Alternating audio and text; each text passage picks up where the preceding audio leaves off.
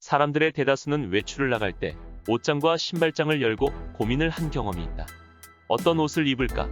어떤 신발을 신을까? 이러한 고민을 하다가 결국 평소에 자신이 자주 입던 옷과 신발을 입고 나간다. 또한 편의점을 가서 과자를 사러 가는 경우에도 동일하게 자주 먹던 과자를 선택한다. 이는 우리도 모르는 사이 일상 속에서 파레토의 법칙을 경험하고 있다는 것을 보여준다. 파레토 법칙은 사회 현상의 20%가 80%보다 뛰어난 가치를 창출한다는 이론이다. 1896년 빌 프레도 파레토가 개미떼 속 특이한 점을 발견한다. 일을 열심히 하는 개미와 놀고 있는 개미의 비율이 2대 8이었다. 파레토는 열심히 일하는 개미만을 채집하여 반복 실험을 진행했다. 그러나 그 집단 속에서도 또다시 2대 8 비율로 나뉘었다. 파레토는 개미의 이런 행동이 일반 사회에도 적용되는지 분석했다. 그 결과 이탈리아 인구의 20%가 전체 부의 80%를 차지한다는 것을 확인했다. 파레토 법칙은 초기에는 단순한 경험적 통계였다. 하지만 조셉 주란에 의해 경영학에 접목되면서 주목받기 시작했다. 파레토 법칙이 적용된 사례는 어떤 것이 있을까? 파레토 법칙은 경제, 정치, 행정, 그뿐만 아니라 일상생활에서 접할 수 있다. 경제적 측면의 사례는 VIP 마케팅이 있다. 실제로 백화점의 매출을 분석한 결과 상위 10%의 고객이 차지하는 매출 비중이 60%에서 70%에 달했다. 이러한 이유로 기업들은 상위층에 해당하는 고객들에게 회사가 갖고 있는 돈과 인력, 시간을 최대한 투자한다. 기업들은 VIP 고객을 확보하기 위해서 주차 대행 서비스를 하거나 VIP만을 위한 행사를 진행한다. 또한 요즘 업계들은 더 나아가 최상위 1%의 VVIP를 집중 관리하고 특별 전용룸을 설치하여 그들만의 장소와 서비스를 제공한다. 정치적 측면의 사례는 엘리트 이론이 있다. 엘리트 이론은 국가뿐만 아니라 어떠한 사회 조직에서도 그 정책 과정에 참여하는 세력은 특정한 소수로 국한되며 이들에 의해 정책이 좌우된다는 이론이다. 전 세계가 동일하게 나라의 정책을 결정할 때 지배계층에 의해서 시민들의 정책이 결정된다. 파레토는 엘리트층 구성원들이 권력을 행사하고 대중을 설득할 수 있는 심리적 성향을 갖춘 인물로 여겼다. 사회 구조가 복잡해질수록 엘리트층에 의한 관리 체제 없이 사회는 원활히 기능할 수 없다. 이러한 사회 구조 때문에 20%의 엘리트들의 역할이 중요시됐다. 일상생활에서는 최근 뜨거운 관심을 받고 있는 주식시장에도 파레토 법칙이 적용된다. 20%에 해당하는 투자자들은 이익을 얻지만 80%의 투자자들은 손해를 입는다.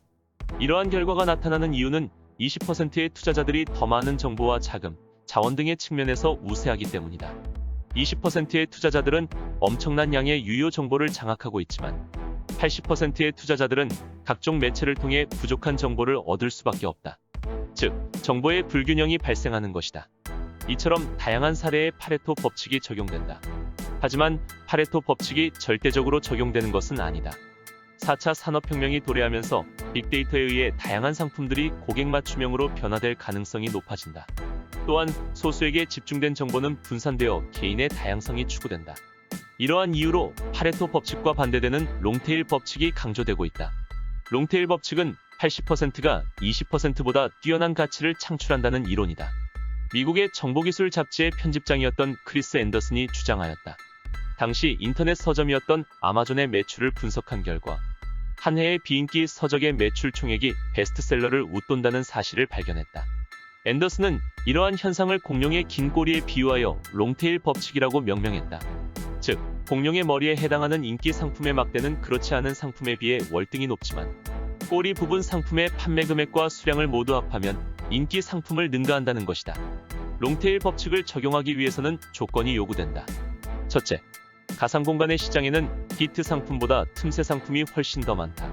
둘째, 틈새 상품을 구매하는 데 드는 비용이 현저하게 감소하고 있다. 셋째, 필터 기능들과 알고리즘이 소비자들의 수요를 꼬리에도 몰려들게 한다. 넷째, 꼬리 부분의 수요가 증가해 곡선이 점점 더 평평해진다.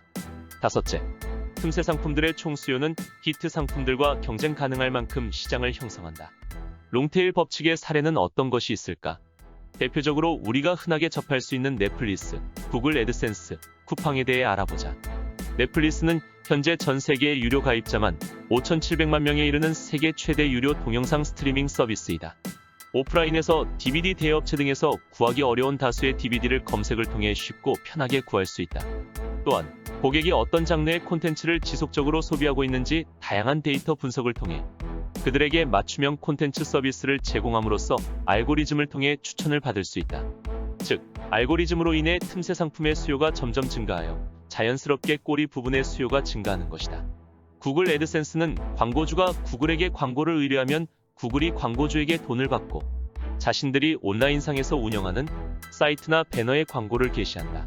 작은 규모의 매체인 웹페이지들로 하여금 저렴한 광고 기회를 제공하였고 결국 티끌모아 태산식으로 구글 전체 매출의 50%를 창출하고 있다. 쿠팡은 연매출 30억 원 이하의 미니기업들이 창업하고 성장하게 하여 거대한 시장을 형성했다. 쿠팡은 여러 사업자와 고객에게 효율적으로 로켓 배송, 당일 배송 등과 같은 서비스는 제공하면서 점점 틈새 상품을 만들고 수요를 증가시켜 중소기업의 생태계를 구축하였다. 또한 알고리즘, 필터링을 도입해 이러한 틈새 상품을 검색할 수 있도록 돕고 고객과 사업자들이 원활하게 의사소통할 수 있는 장을 마련함으로써 우리나라 대표 온라인 쇼핑 기업으로 성장할 수 있었다. 파레토 법칙과 롱테일 법칙은 서로 대비되는 법칙으로서 다양한 분야에 적용된다. 분야에 따라서 적용되는 법칙이 차이가 존재하기 때문에 두 법칙을 두고 옳고 그름을 판단하는 것은 한계가 있다. 하지만 두 법칙을 유연하게 적용하여 선택과 집중을 할 수 있다면 경제, 행정, 정치 등의 다양한 분야에서 긍정적인 시너지 효과를 가져올 것이다.